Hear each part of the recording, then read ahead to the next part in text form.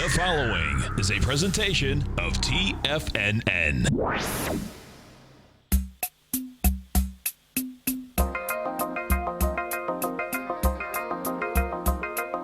The Power Trading Hour with your host, David White.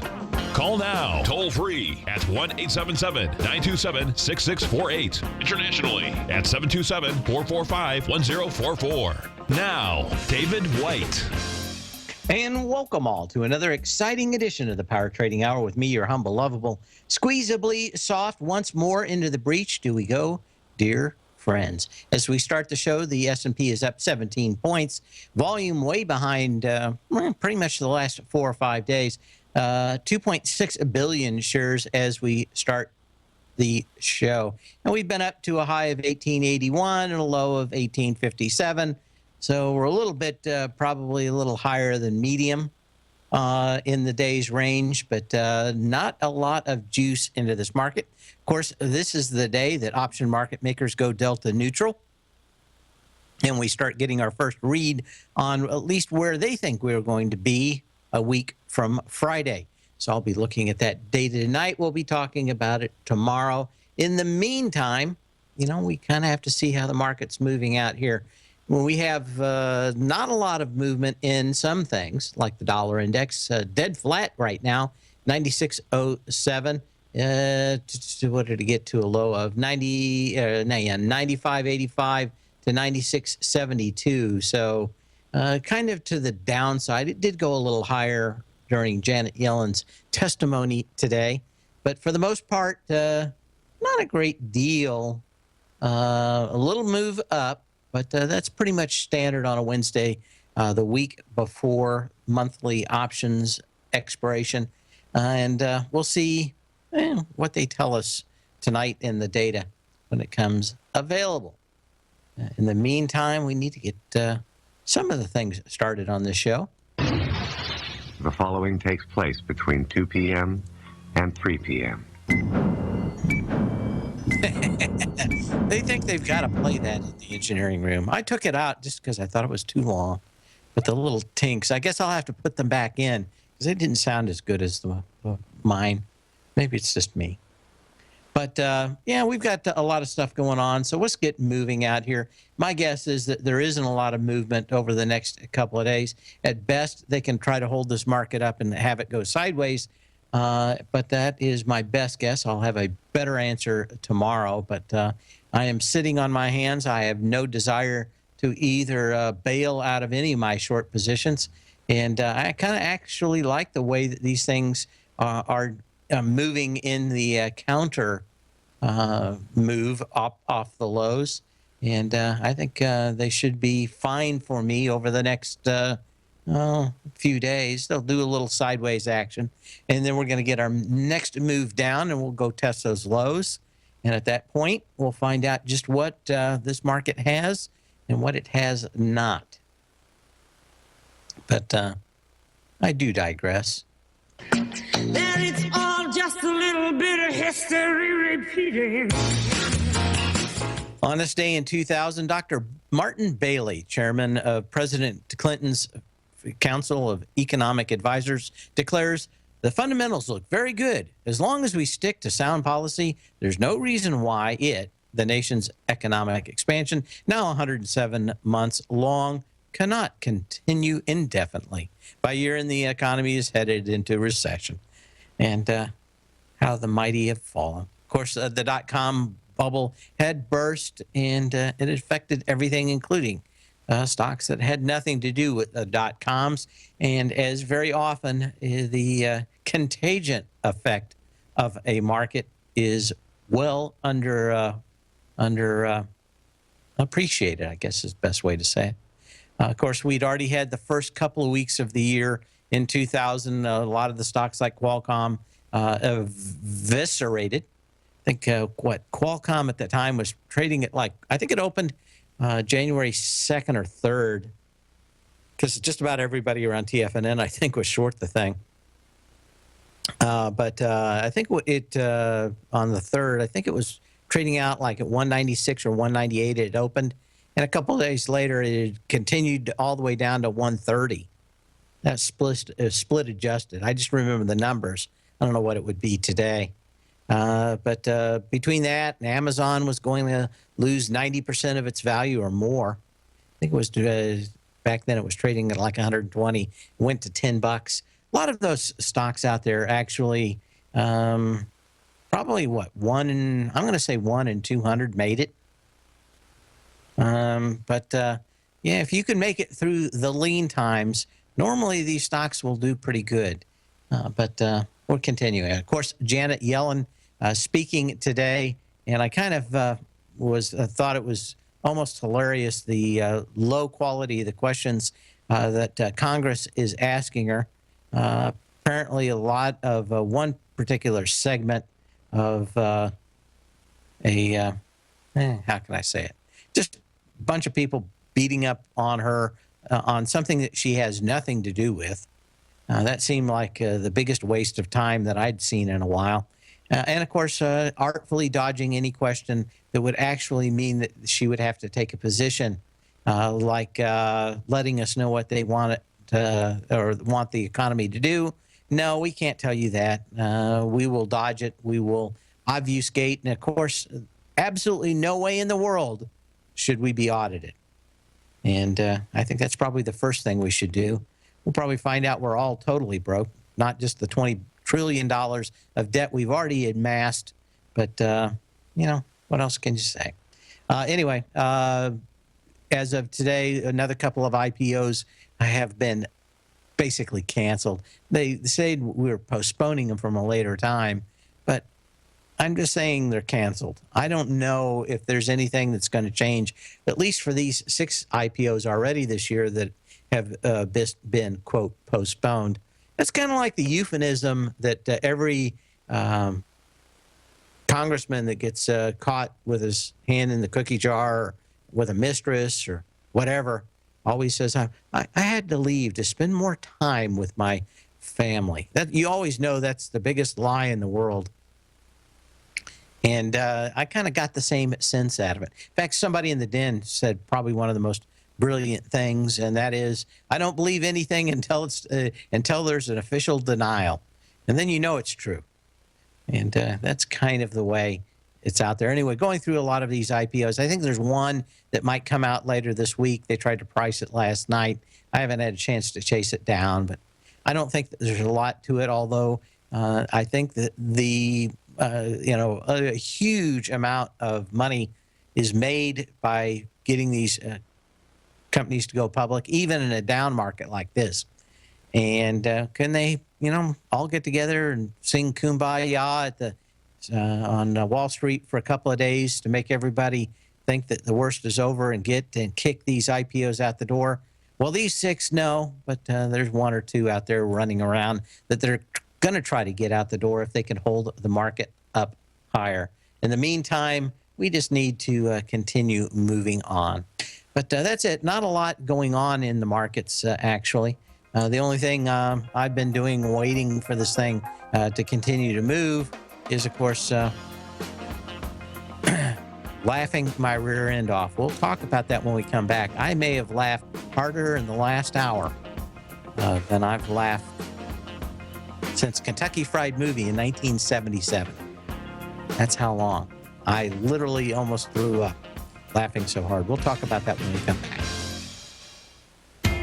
TFNN is excited about our new software charting program, The Art of Timing the Trade Charts. In collaboration with Tom O'Brien and using his best-selling book, The Art of Timing the Trade, Your Ultimate Trading Mastery System, David White has programmed an outstanding piece of software that will complement any trader's methodology. Using this first-of-its-kind program, The Art of Timing the Trade Charts allows you to scan thousands of stocks for Fibonacci formation setups, including Gartley's, ABC's, butterflies, and much more. The Art of Timing the Trade Charts is designed to help you when scouring the markets for stocks just beginning to form the trading patterns that many investors spend days, weeks, or even months searching to find. And right now, we're offering licenses available at only $79 a month. We are so confident that you're going to love this new charting software that will even give you a 30-day unconditional money-back guarantee. Don't miss out on this incredible new piece of software. Get your copy of The Art of Timing the Trade Charts today by visiting TFNN.com. Tiger TV is an exciting way to experience TFNN programming. See high-definition video, giving you crystal clear charts, as well as seeing some of the faces of TFNN's highly acclaimed financial experts with crisp, full-fidelity sound. Catch Tom O'Brien, John Logan, Steve Rhodes, Basil Chapman, Larry Pesavento, Think or Swim, David White, Andy Hecht, and Daryl Martin in crystal clear, high-definition audio and video. Tiger TV, exclusively at TFNN.com.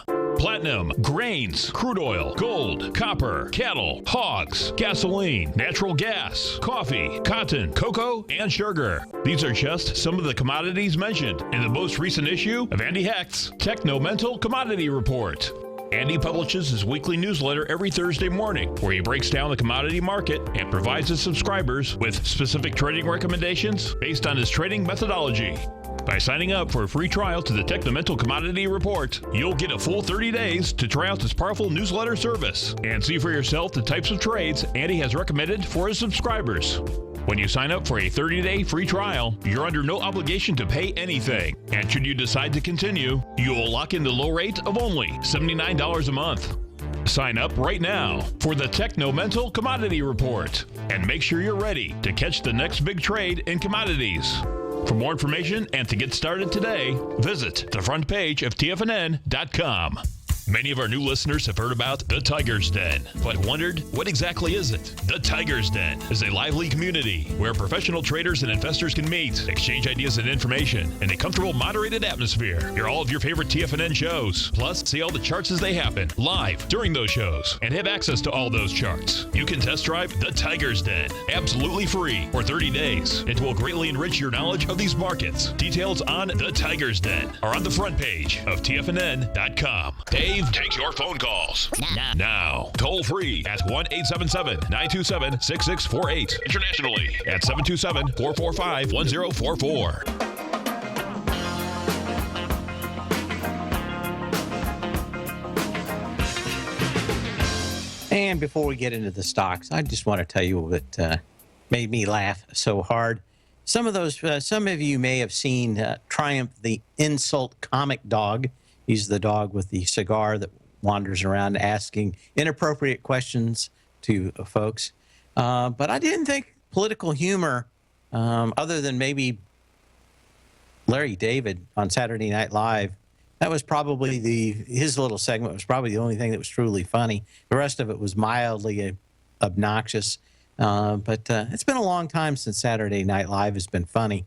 And, of course, his segment that he wrote was so brilliant that it made everybody else on the show look like dummies Saturday night. But I didn't think that was much left in political humor anywhere because, of course, everything is so politically correct. But I have to say that probably one of the funniest things I've seen turned into maybe 10 of the funniest things I've ever seen in the last hour. I was talking to somebody about, politically correct yucks, especially on campus, and he sent me this link. But it's basically the Triumph the Insult Comic Dog talking to young voters. And, of course, everybody at 20 thinks that they know it all. And, of course, anybody with a politically correct campus thinks that they truly know it all. And it's always fun to watch these people kind of skewered. And comedy is the best way to show off ridiculous points of view. If anybody wants the link, I'll post it in the den, but you can also email me at path@tfnn.com. If you go past this, it runs about 10 minutes. Triumph goes in the bowels of the election and goes to the spin rooms behind and of the debates. And I have to say that it is probably like I said, the funniest stuff that I've ever seen since Kentucky Fried Movie of 1977. It's PG. It's not the most tame stuff, but no graphic violence at all. But if anybody wants it, it is the funniest thing I have seen literally in years. And I almost threw up. I laughed so hard. Anyway, I'll be glad to share that with you if you're having a bad day, especially, and you like watching those people kind of gored that are kind of gas bags and know-it-alls. It's incredibly, incredibly funny. We're going to get to the stocks now that are actually moving in this market. Let me go ahead and bring these up, and we'll just go through some of the ones that have moved the most today and look at the charts of those. Akamai, probably one of the biggest movers to the upside. AKAM is the symbol. Now, this thing has done nothing but go down, and it was probably way too short, but earnings much better. And, of course, we've seen Amazon and Microsoft come out and kind of start to cut out what earnings are for these cloud services. And everybody kept on thinking, the prices kept dropping and dropping and dropping. How can anybody make any money on these things? Now, Akamai, of course, does a lot of cloud services stuff, but a huge move out there, huge, up, 22% today, 48.30 with the last price. Volume is pretty good. Does this mean that this is the end of the downside for Akamai? I don't know. I think since they don't do as much as, let's say, something like a Salesforce or Microsoft with their Azure cloud, this is kind of an also run. But I think it may tell us a little bit more about the strength of some of these companies, especially Microsoft, where these things continue to really drive a lot of cash back into the marketplaces.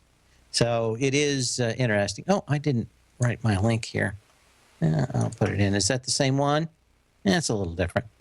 But it is hysterically funny. What else? Oh, that was the first one. ARMS Holdings, of course, the company basically designs small processors. How did that get in the RMH? Designs small processors, and by small processors, I mean these things probably have, 1/10 to 1/100th the power of a top of the line i7, 4, 6, 8 core processor from Intel. But the whole point of these things is that they use very little power, and of course, give a pretty good bang for the buck. But they just do the design. They don't actually make the chip. So you buy, if you say you're Apple, you buy the design and then maybe modify it a little bit for your own particular use. You send that out. It's called going to tape. You actually make a big long tape and you send it to a fab, and that fab from that tape can make the chips that you want, so you don't need to own your own silicon manufacturing plant, and it's over. Now, ARMS did come out, and of course, they work by licensing, and that is that they get 10, 15, 20 cents for every iPhone shipped. So they make a lot of money on that real big kind of business. And of course, no one really knows exactly how they make their money because they're not allowed to show the Apple contract to anybody. So we have to kind of assume the way that these things come in. Now, this is out here after earnings, testing the previous low of August 24th, $38.26. We've pierced it.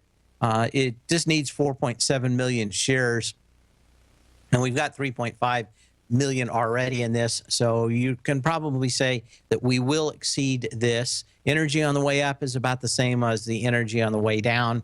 And with peak smartphone, it becomes harder and harder to think that ARMS Holding will continue to do as well.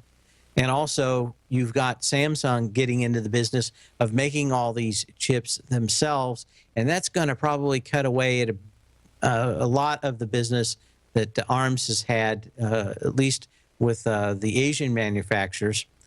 For U.S. manufacturers, Intel, actually, although they make everything in Asia, design it here in the States, has really been aggressive also in going after this business and trying to get into this lower, maybe $15, $20 chip business, but they're just going to do it all.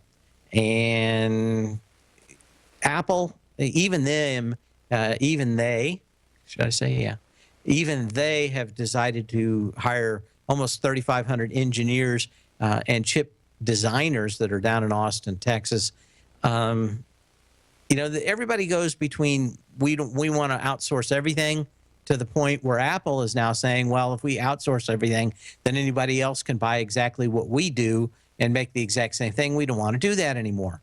We're going to hire a bunch of engineers. We're going to make our own CPUs and make them do what we want to do. We're going to hire engineers, make our own displays so we don't have to compete directly with Samsung. And I think you always bounce back and forth between let's do nothing ourselves and let's do everything ourselves so we can differentiate ourselves in the future. But it's kind of hard for me to think that arms holding ever gets back to its glory days until, or if something majorly changes with Apple. But like I said, I think we've hit peak smartphone. I said that probably 6 months ago, or actually 9 months ago, when I said Samsung was probably leading us in that part. We'll be back in a minute. Give me a call at 877-927-6648. Email me at path@tfnn.com. And, of course, post a message in the den. The Path of Least Resistance is David White's daily trading newsletter, and if you're looking for active trading ideas, then now's a perfect time for a 30-day free trial to this powerful daily trading advisory service. David uses his years of trading experience to offer his subscribers his trading ideas each morning in his Path of Least Resistance newsletter. Using a combination of equity trades along with options, David keeps his subscribers up to date with all pertinent market information with intraday afternoon updates when warranted. Don't miss out on this great chance to get a 30-day free trial to David's daily newsletter, The Path of Least Resistance, with no obligation to pay anything. David has been delivering solid recommendations for his subscribers recently, and if you'd like to see the type of newsletter he delivers every morning, then visit the front page of TFNN and you'll find The Path of Least Resistance under Trading Newsletters. For all the details and to start your 30-day free trial today, log on to TFNN.com now. Biotech is booming, but for how long? Whether you think the biotech bull has room to run or has run its course, trade LABU or LABD. Directions Daily S&P Biotech 3 times bull and bear ETFs. Visit directioninvestments.com/biotech today. An investor should consider the investment objectives, risks, charges, and expenses of the Direction shares carefully before investing. The prospectus and summary prospectus contain this and other information about Direction shares. To obtain a prospectus or summary prospectus, please contact Direction shares at 866-476-7523. The prospectus or summary prospectus should be read carefully before investing. An investment in the funds is subject to risk, including the possible loss of principal. The funds are designed to be utilized only by sophisticated investors such as traders and active investors. Distributor Foreside Fund Services, LLC.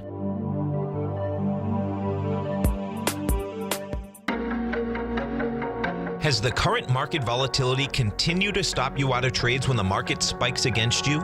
Now is the perfect time to open up an account with Nadex. Nadex, the North American Derivatives Exchange, is a brand new, completely regulated Chicago-based exchange, and unlike most other exchanges, Nadex allows you to trade directly through them with direct market access when using their completely free trading platform, which also features real-time charts and full customization capability. One of the advantages of trading with Nadex in volatile markets is that your risk is always capped and you have the ability of keeping your trades open even when the market spikes against you. Nadex is completely brand new with a line of unique trading products that are unavailable anywhere else. See how it works at nadex.com. That's NADEX.com. Or click on the Nadex banner on the front page of TFNN.com. Futures and options trading involves risk and may not be appropriate for all investors. This segment is brought to you by Think or Swim. For more information, just click the Think or Swim banner on the front page of TFNN.com.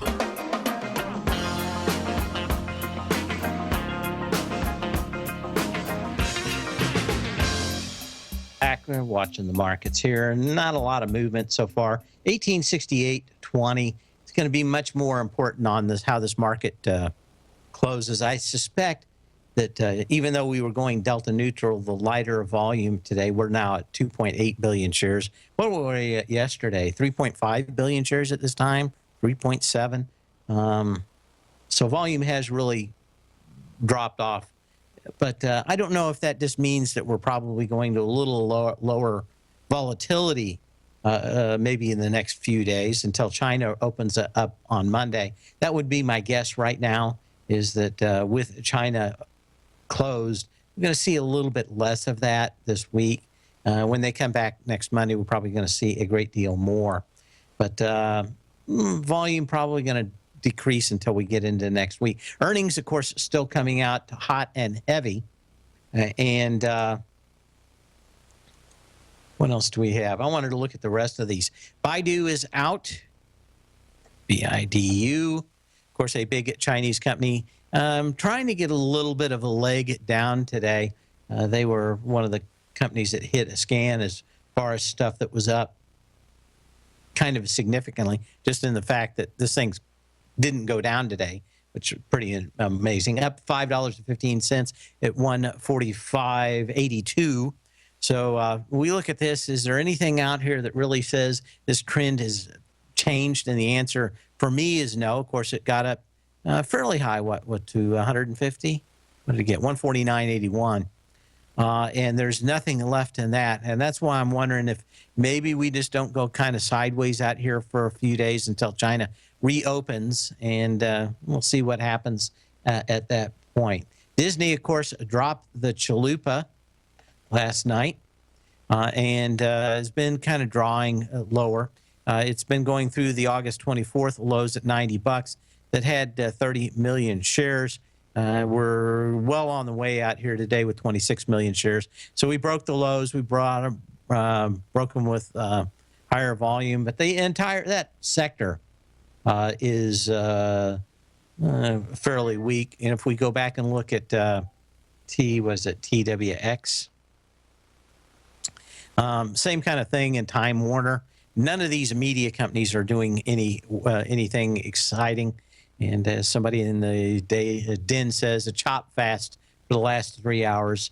And it's kind of what you would expect. Everybody's got to figure out what's going on out there. Okay.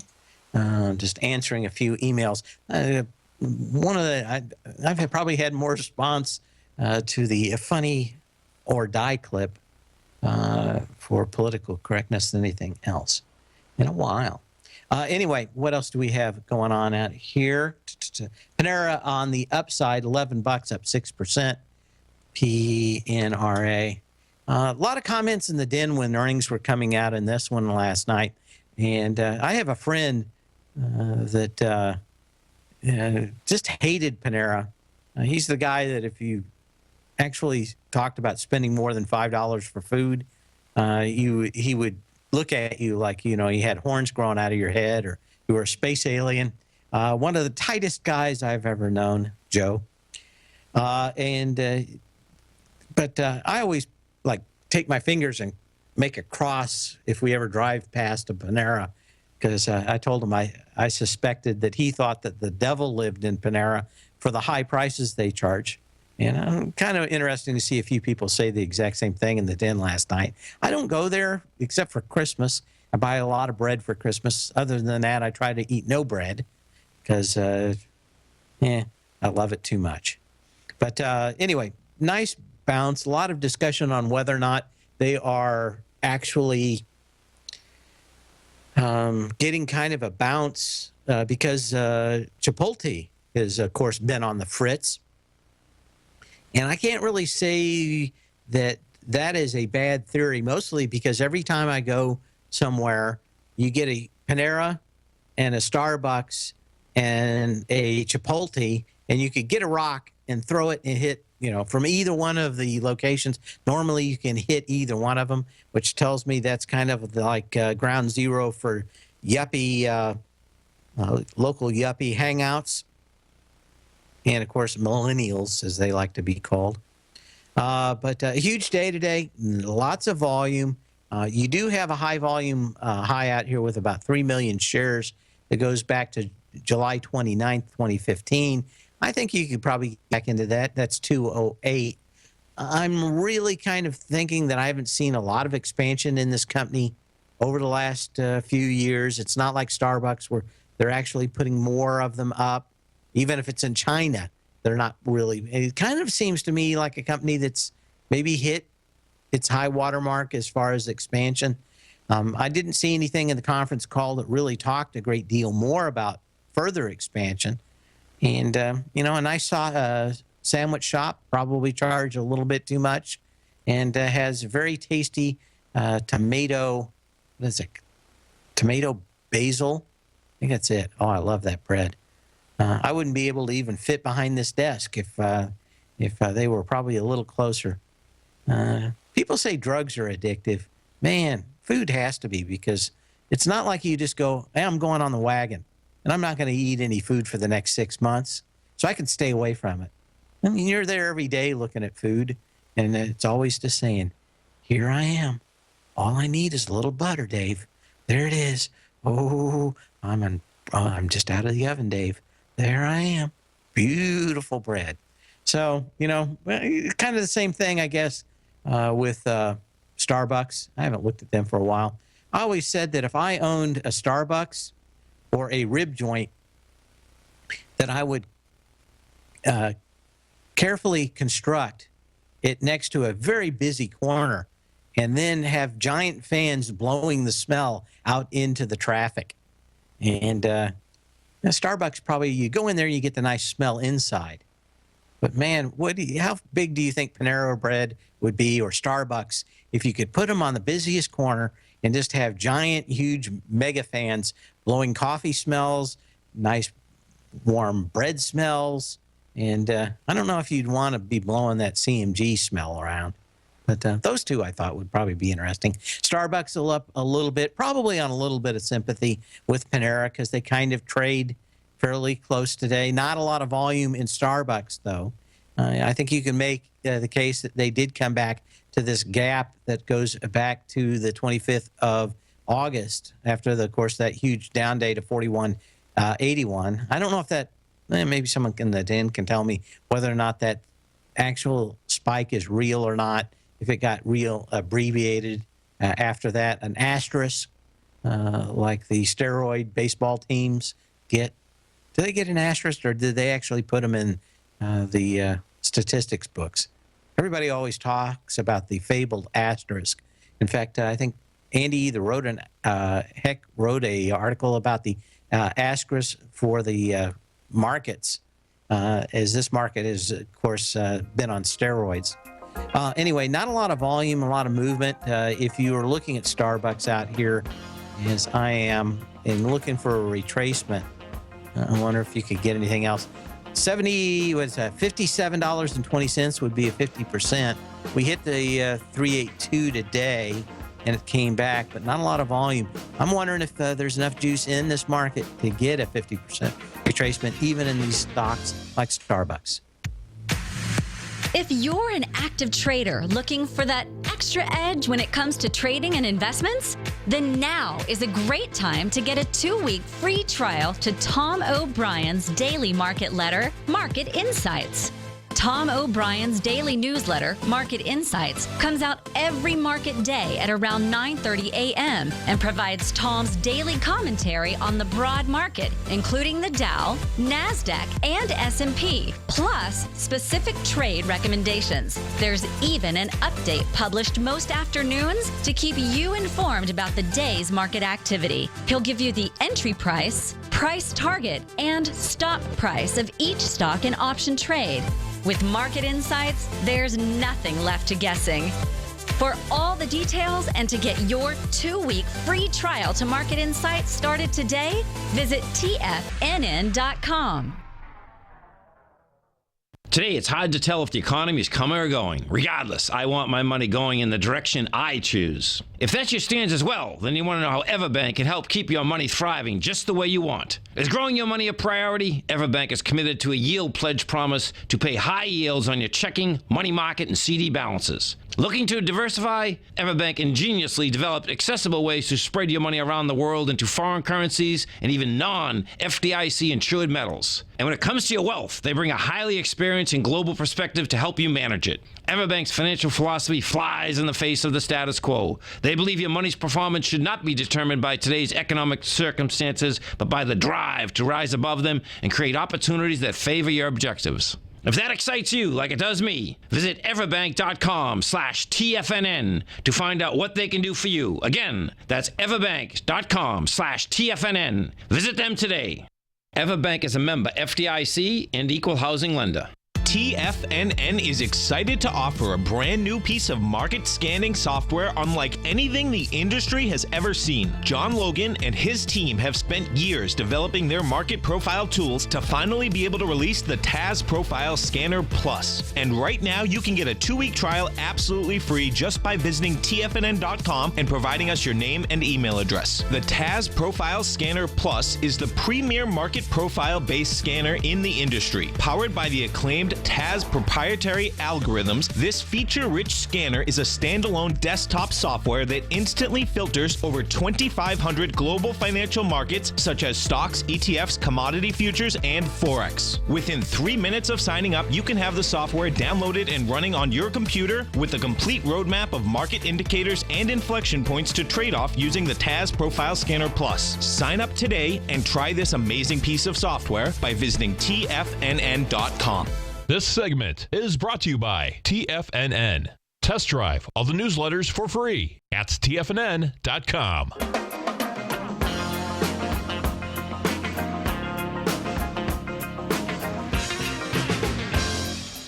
I got a email from Warren in Denver. Not a real question, but kind of a statement. Did you see the central bankers step into the Euro banks right from the Asia Open? And the answer is yes.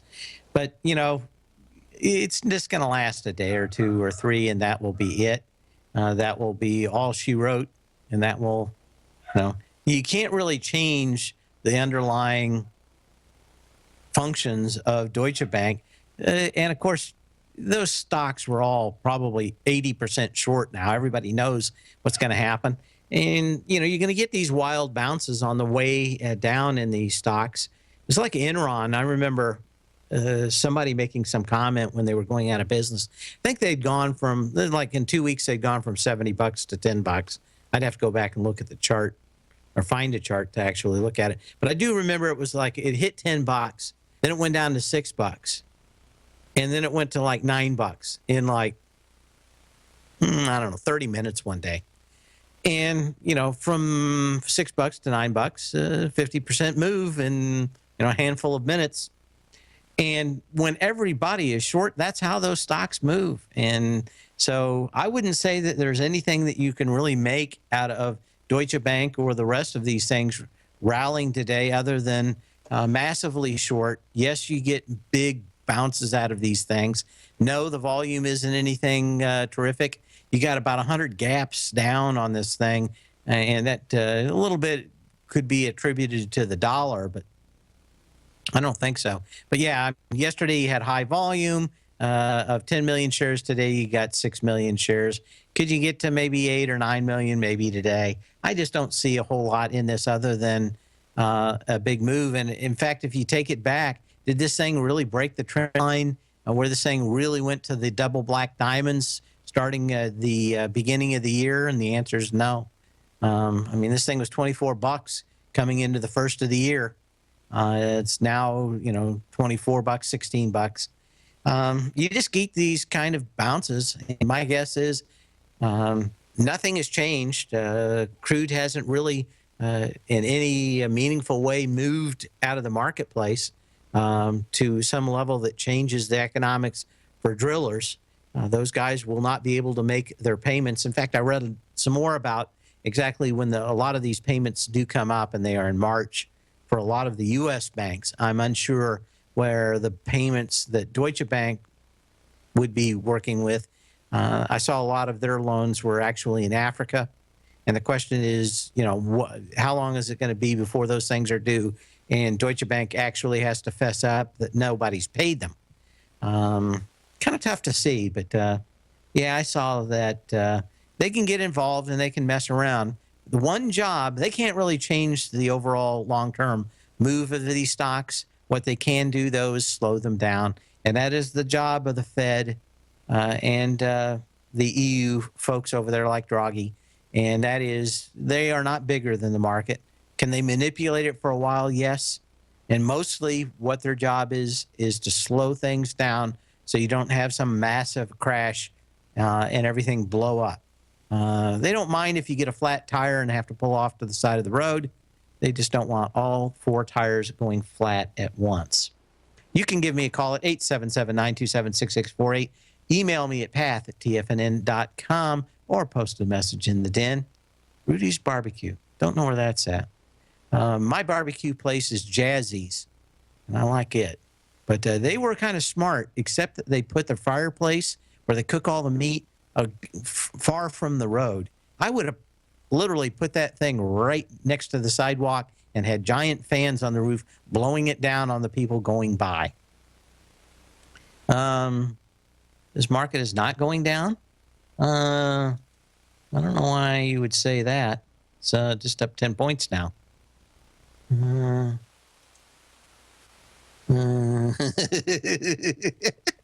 Okay, I guess someone said the market was is not going down, and all I can say to that is this: I reject your reality and insert my own. Yes, I do. But that was it.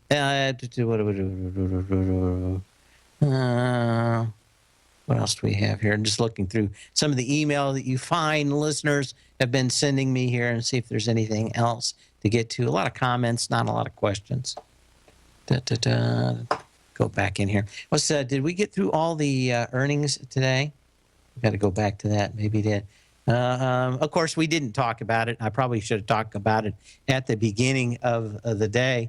But we had Solar City out here come back to the lows. We've talked about this one forever. If we always get new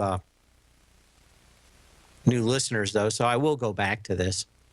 Solar City, of course, was a company that was based on the idea that they would kind of do the same thing that the CDOs did for the housing business in 2008.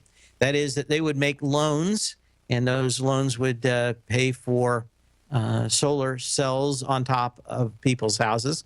Unfortunately, the economics, at least in the last year, have made it so that solar power is about 4 times more expensive than burning natural gas to get the same energy over the I can't even say it, over the same amount of years. So financially irresponsible. Why do these companies exist? That is because at some points, even in 2012, they were able to kick back some 50% of their quote earnings into the politicians. Those days are going out, and as Mr. Buffett loves to say, you can see who's swimming without bathing suits when the tide goes out. Of course, this thing rocketed up to $58.87, of course, by a news article, and the desire to actually run a bunch of shorts out of the market. One of those was not Carl Icahn. One of those was, now I'm having a mental blank. Not Soros. Someone will tell me in the den here in a second. I'm just having a mental blank. Probably one of the best shorters out there. No? And not Soros. I'm thinking. I actually wrote it, so hang on a second. We'll go. Chanos, thank you. Z, I knew you'd bring it up. Of course, Mr. Chanos had been kind of short this thing at about $45 for an average. He had a big theory that we actually talked about, and that is that this company was nothing more than the Lehman Brothers backing loans that would never be paid off. And they came up with some various reasons to try to run all the shorts. Literally, this thing had gotten to the point where it was 65% short interest. Literally, everybody was short this stuff. They knew it was going down. If you don't know much about this company, it is one of the Elon Musk companies out there. he had a fairly decent CEO. That CEO amsgrade, so he stuck his brother-in-law in. And of course, I'm sure that with all the great CEOs that you could find, that your brother-in-law is most likely the best. So there was a few reasons why I thought to be rather dubious of this company. But we found out everything last night in the earnings in here. But I call them the solar fraud companies because, of course, there is no economic sense to them and what they do. We'll be back in a minute.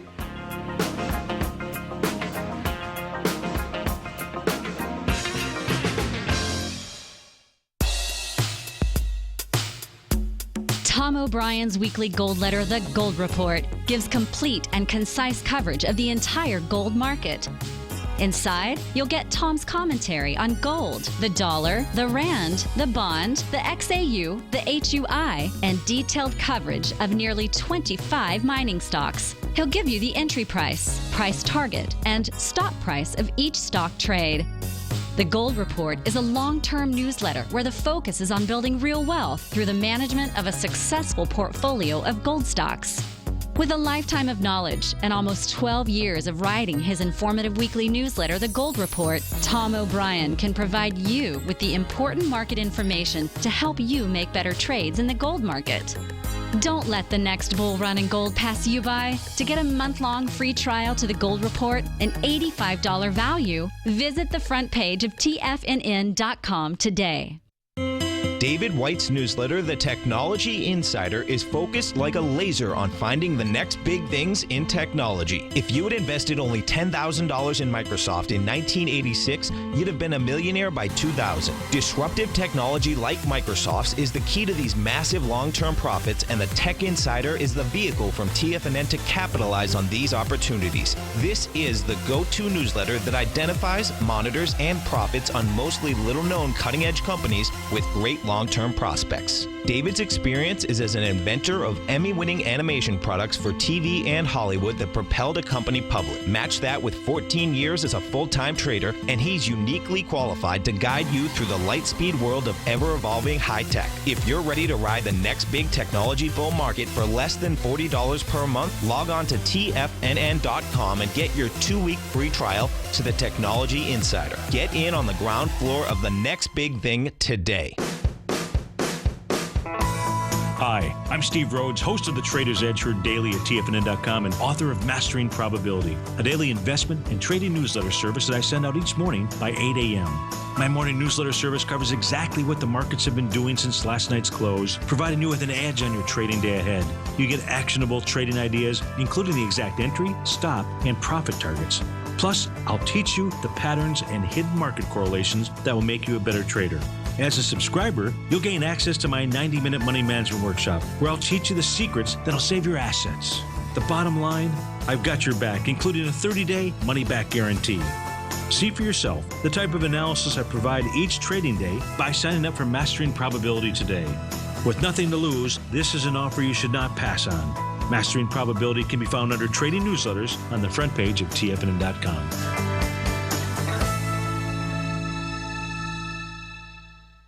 Catch Tom O'Brien, professional trader and educator, founder of TFNN. Also, a special guest on CNBC. Tom will bisect and dissect the markets. The Tom O'Brien Show, next on TFNN.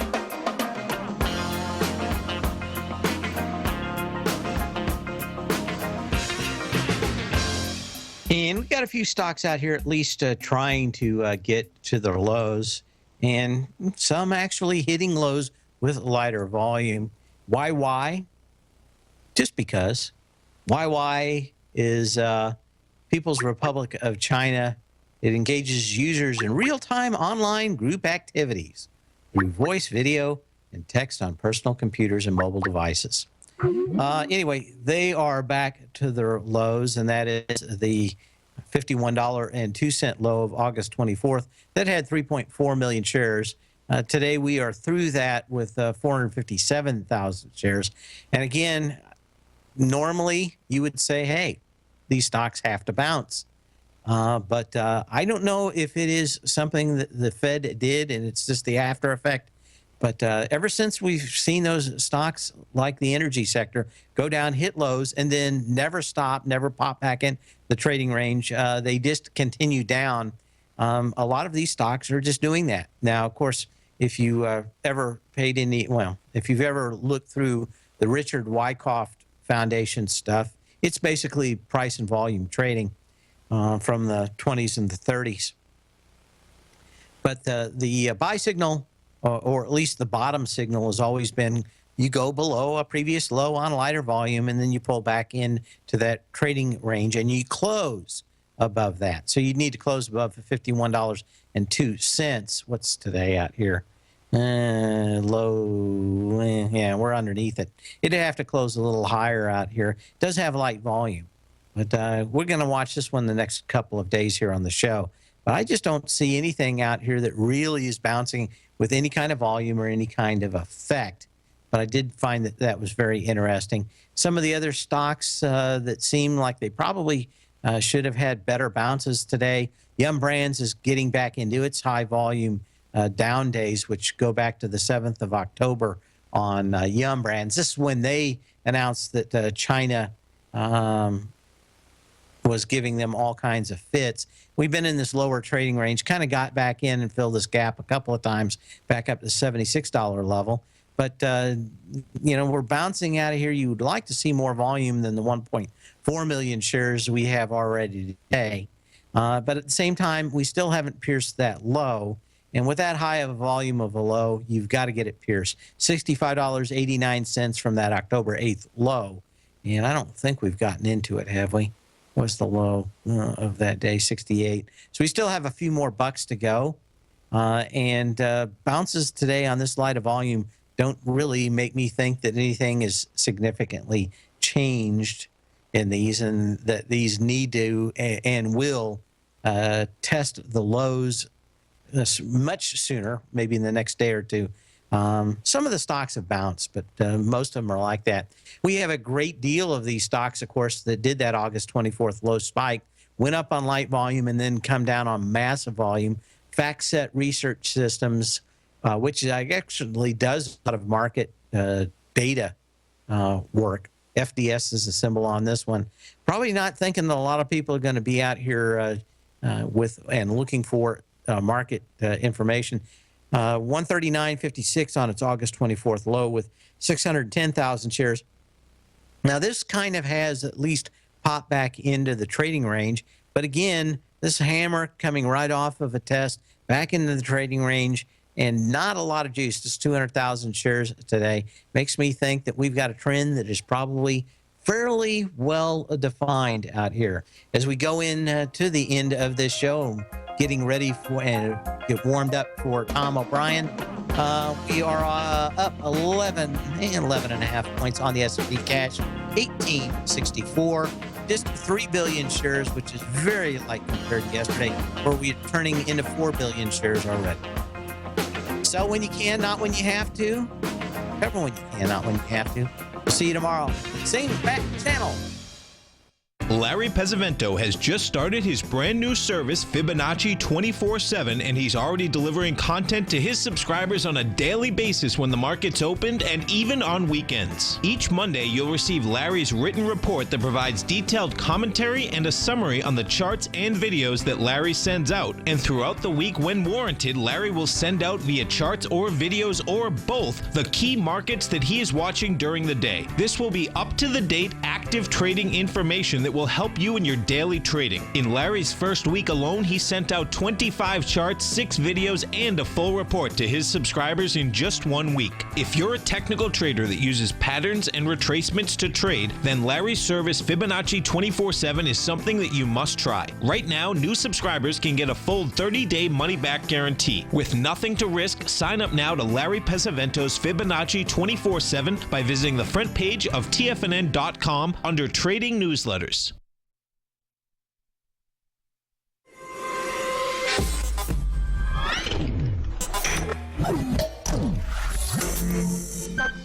You're watching Tiger TV.